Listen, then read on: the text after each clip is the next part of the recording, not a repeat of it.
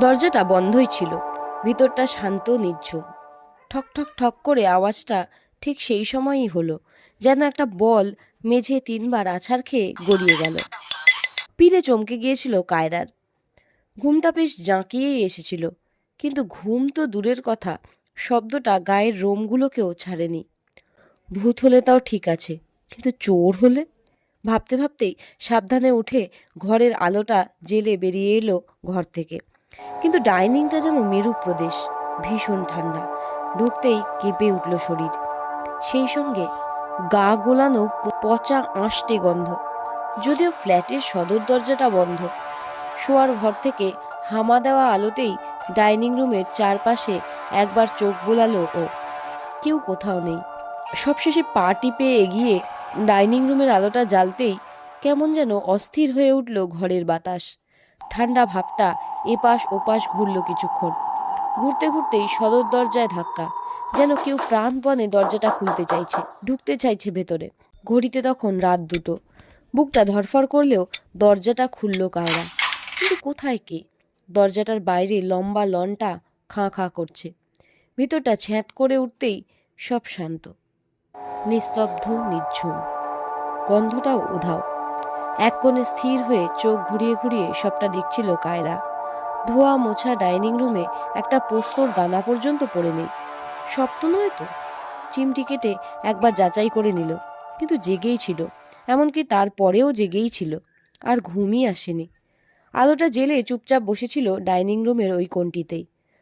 কিন্তু ভোরের দিকে কখন যে চোখ লেগে গিয়েছিল কায়রা বুঝতেই পারেনি।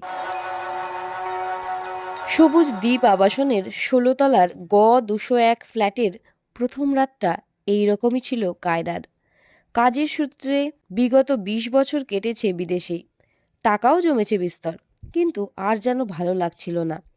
ভেবেছিল দেশে ফিরে এই ফ্ল্যাটটায় মাস কয়েক থেকে দেখে শুনে একটা ফ্ল্যাট কিনবে, তারপর নিজস্ব ফ্ল্যাটে বাকি জীবনটা মনের আনন্দে খেয়ে দিয়ে বই পড়ে কাটাবে। বই পড়ার নেশাটা পেশাগত চাপে এক প্রকার মুছেই গিয়েছিল। বাচ্চাদের স্কুলে পড়ানোর একটা প্রস্তাবও জুটে গিয়েছে, কিন্তু শুরুতেই এই। যাই হোক, ফ্ল্যাটটা ওর সহকর্মীর, সেও কায়রার মতোই দেশে ফেরার তালে ছিল। তবে বিদেশের লোভটা শেষমেশ আর ছেড়ে উঠতে পারেনি। তাই সুযোগ বুঝে বছর 5 আগে বেশ মোটা দামে এই ফ্ল্যাটটা কিনে রাখলেও থাকার সৌভাগ্য তার কোনোদিনও হয়নি। শুরুতে একটা ভাড়া দিয়েছিল, ফাঁকা পড়ে থাকার চেয়ে ব্যবহার হওয়া ভালো। এক চিকিৎসক দম্পতি তাদের সন্তান নিয়ে বেশ সুখেই থাকতেন, ভাড়াও দিতেন ঠিকঠাক। কিন্তু কি যে হলো, হুট করে একদিন সব ছেড়ে পালালেন। তারপর থেকেই খালি। সহকর্মী তাই কায়রাকে মাসখানেকের জন্য থাকার প্রস্তাবটা দিলে এক কথায় লুফে নিয়েছিল কায়রা। পরিচিত লোকের ফ্ল্যাট, কাগজপত্রের ঝামেলা নেই। ভেবেছিল মাস কয়েক থেকে নিজের ফ্ল্যাটটা কেনা হয়ে গেলেই পাত্তারি গুটিয়ে পালাবে। কিন্তু শুরুতেই বিপত্তি। ভূতে বিশ্বাস করলেও ভয়টা কায়রার কোনো কালেই নেই। শরীর থাকলে অশরীরীও থাকবে, আর এই ঘটনাটা যেন অশরীরী। সেই নিয়ে খোঁজখবরও করেছিল, কিন্তু কোনো লাভ হয়নি। অন্যের সমস্যায় মাথা ঘামানো তো দূর, শোনার সময়টুকুই নেই আবাসনের লোকদের। পাশের ফ্ল্যাটের একজন, ওসব আপনার মনের ভুল, কই আমি তো কিছু দেখিনি, তাছাড়া গুজব রটিয়ে ভয় দেখানোটা কিন্তু ঠিক নয়, বলে দরাম করে মুখের ওপরেই বন্ধ করে দিয়েছিল দরজাটা। তবে মনের দরজাটা বন্ধ হতে দেয়নি কায়রা। রহস্যটা সমাধান করতেই হতো। পরের রাতে তাই একেবারে প্রস্তুত ছিল ও। আলো জেলে ডাইনিং রুমের এক কোণে চুপচাপ বসেছিল সারাটা রাত। কিন্তু কোথায় আওয়াজ? কিচ্ছুটি ঘটেনি। এমনকি ঠান্ডা হাওয়া বা আঁশটে গন্ধের কোনো চিহ্নও ছিল না। তবে সমস্যাটা বাঁধল তার পরের দিন। ঘটনাটাকে মনের ভুল ভেবে আলোটালো নিভিয়ে বেশ নিশ্চিন্ত হয়েই শুতে গিয়েছিল। কিন্তু আবারও সেই মেঝে আছাড় খেয়ে গড়িয়ে যাওয়া বলের আওয়াজ, সেই ঠান্ডা হাওয়ার বিচরণ, আর সবশেষে সদর দরজায় ধাক্কা। মনটাকে শান্ত রেখে সবটা দেখছিল কায়রা। এবারে বেশ ভেবেচিন্তেই আলোটা জ্বালেনি। বার কয়েক ঠান্ডা হাওয়াটা ঘুরে ফিরে গেলেও জ্বালেনি। বেশ কিছুক্ষণ চলল, যেন কেউ কিছু বলতে চায়। এক মনে বসেছিল ও। আর ঠিক তখনই ভেতরটাকে অসাড় করে দিল অন্য একটা আওয়াজ, যেন কেউ কাঁদছে, ঠিক যেন একটা বাচ্চা। ডাইনিং রুমের একপাশে অ্যালুমিনিয়াম স্লাইডিং দরজা, এবং তারপরেই বারান্দা। আওয়াজটা সেই দিক থেকেই আসছে। ভেতরটা ততক্ষণে হালকা হয়ে গিয়েছে। বিড়ালের কান্না বলে নিজেই ভেতরটাকে শান্ত করে আলোটা জ্বালতেই যাচ্ছিল, আর তক্ষুনি সদর দরজায় ধাক্কা। ঢুকতে চায় কেউ। মন শক্ত করে দরজার পিপিং হলে চোখ রাখতে দেরি করেনি কায়রা। করিডোরে জ্বলতে থাকা মৃদু আলোয় বেশ বোঝা গেল এক ভদ্রমহিলা, হাতে ব্রোঞ্জের চুড়ি, উঁচু করে পরা আটপৌরে শাড়ি, পায়ে সেলাই করা হাওয়াই চপ্পল, উস্কো খুস্কো চুল, চোখ দুটো বেশ বিষণ্ণ। আপাদমস্তক দেখে কিছুটা হলেও সাহস জুটল। ভয় পেলে মানুষ মানুষকেই পাশে চায়।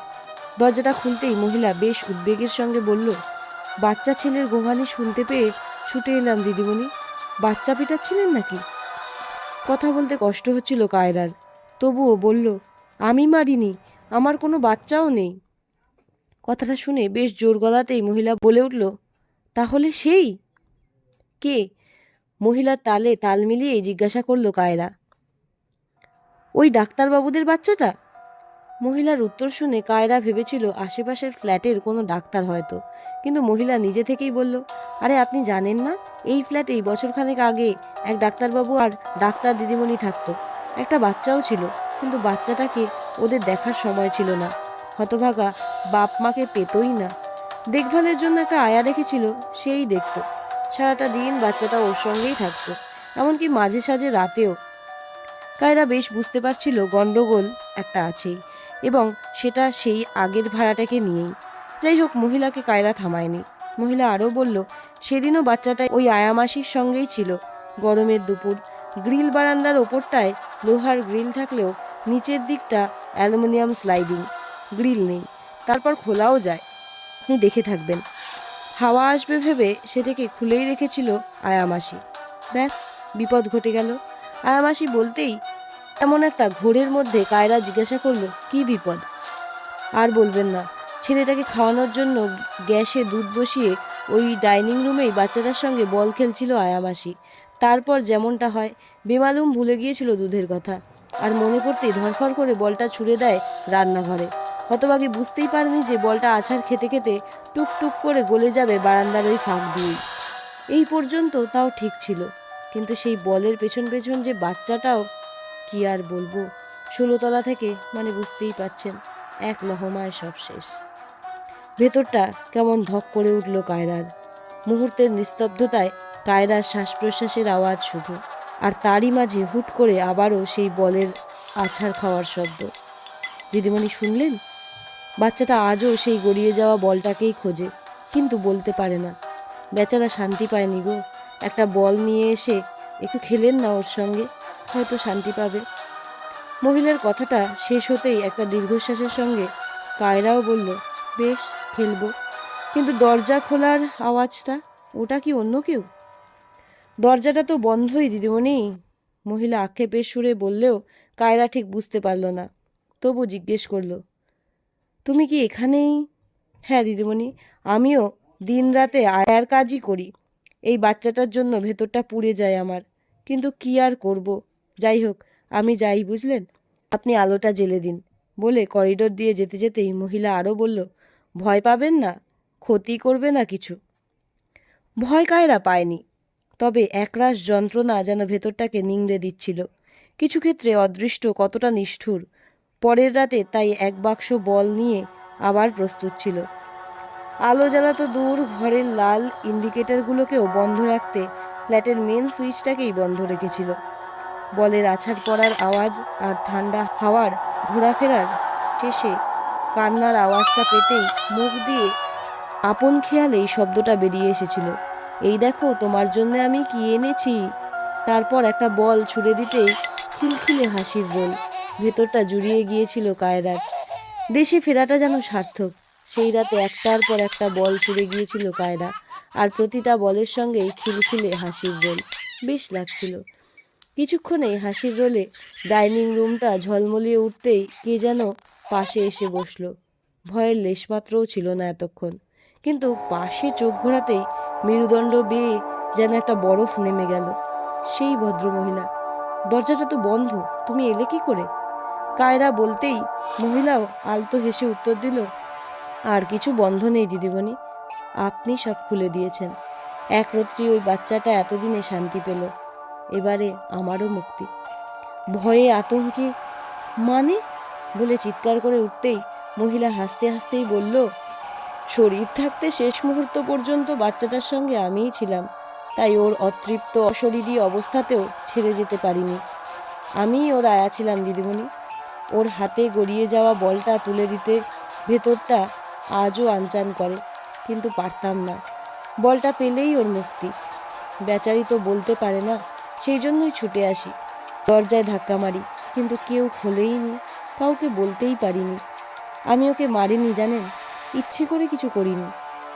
তারপরেই মুহূর্তের মধ্যে ঘরের পরিবেশটা কেমন যেন বদলে গেল। কোনো আওয়াজ নেই, ঠান্ডা হাওয়ার দোলাচল নেই, কোনো গন্ধও নেই, এমনকি একেবারে পাশেই বসে থাকা মহিলাও নেই। এক লহমায় যেন গায়েব হয়ে গেল সব কিছু। ভেতরটাও ততক্ষণে খালি হয়ে গিয়েছে কায়দার। একরাশ শূন্যতা যেন গপ করে গিলে নিল খিলখিলে হাসির আওয়াজটাকে। অস্বস্তি হচ্ছিল। সেই অস্বস্তিতেই ব্যস্ততার সঙ্গে নিচে ছুটে গিয়েছিল কায়রা ভোর রাতেই। সবুজ দ্বীপ আবাসনের সিকিউরিটির অফিসে আবাসনে আসা সমস্ত কর্মচারীর বৃত্তান্ত থাকে, যদি ওই মহিলারও থাকে। আর ছিলও। ম্যাডাম, ডাক্তারবাবুদের বাচ্চার দেখভালের জন্য মেনকা বলে একজন ছিল, কিন্তু সে তো বছর তিনেক আগে। এখন হঠাৎ? সিকিউরিটি অফিসের একজন কিছুটা বিরক্ত দেখিয়ে বললেও কায়রা গায়ে মাখল না। আচ্ছা, বাচ্চাটা ওই 16 তলা থেকে পড়ে? কায়রার প্রশ্নে লোকটা হ্যাঁ ম্যাডাম বলতেই কায়রা আরও জিজ্ঞাসা করলো, আর ওই মেনকা? কি আর বলবো ম্যাডাম, বিপদ কি আর বলে কয়ে আসে, বেচারি ইচ্ছে করে করেনি। কিন্তু কেউ বুঝলে তো, লোকজন সব খেপে গিয়েছিল সেদিন।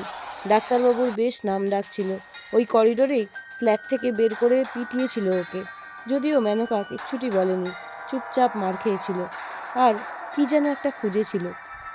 অপবাদটা হজম করতে পারেনি। সেই দিনই আবাসনের ছাদে উঠে এক ঝাপে সব শেষ। ভদ্রলোক বলেই ফিসফিস করে বলল, শাস্তিও পাচ্ছে জানেন, মুক্তি পায়নি। আজও ভোরের দিকে আলো বন্ধ করতে উঠলে ওই দরজাটাতেই ধাক্কার আওয়াজ শুনতে পাই। হয়তো ওই, কিন্তু কেন যে ধাক্কা মারে কে জানে। যাই হোক, দয়া করে আপনি কাউকে কিছু বলবেন না, বললে হয়তো আমাকেও শাস্তি পেতে হবে। ভদ্রলোক বললেও কায়রা কিছু বলল না, শুধু বলল, আপনার চিন্তা নেই, ওই আওয়াজটা আর পাবেন না। বন্ধ দরজাটা চিরকালের জন্য খুলে গেছে।